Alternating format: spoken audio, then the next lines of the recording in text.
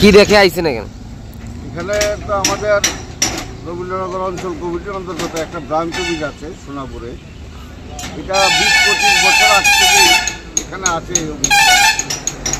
এটার বৈধ কাগজপত্র আমাদের কাছে আছে। কালকে রাত্রে 12টা নাগাদ আমাদের রবীন্দ্রনগরের লোকাল সম্পাদক ওনার কাছে খবর যায় যে এখানে কিছু লোক আমাদের এই পার্টি অফিসটা ভাঙছে। 12টা নাগাদ খবর যায়। তারপরে পুলিশকে খবর দেওয়া হয়। পুলিশ একটা নাগাদ তারা পুলিশ আসে। আসার পরে ওরাও দেখতে পায় কিছু লোক পালিয়ে যাচ্ছে।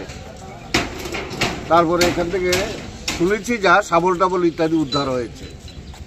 তার মধ্য দিয়ে এটা পরিষ্কার যে একটা গ্রুপ এই অফিসটাকে ভাঙার জন্য সেখানে ভূমিকা গ্রহণ করছিল।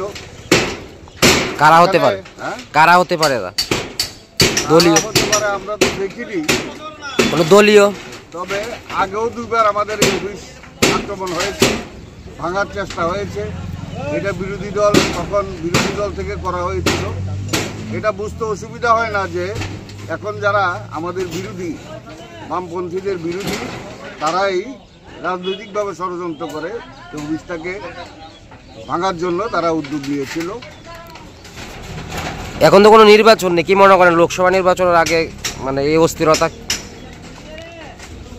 নির্বাচন নেই ঠিক আছে, কিন্তু রাজনৈতিক অস্থিরতা তো আছেই। সামনে লোকসভা নির্বাচন আসছে, আমরাও প্রস্তুত হচ্ছি এই লোকসভা নির্বাচনে পৃথিবীকে সারা দেশ থেকে উৎখাত করার জন্য। হয়তো এটাই তারা এর জন্যই তারা হয়তো এই রাজনৈতিক যে লড়াই সামনে, এটাকে সামনে রেখেই সিপিএমকে বামপন্থীদের দুর্বল করার জন্য এই ষড়যন্ত্রটা করছে।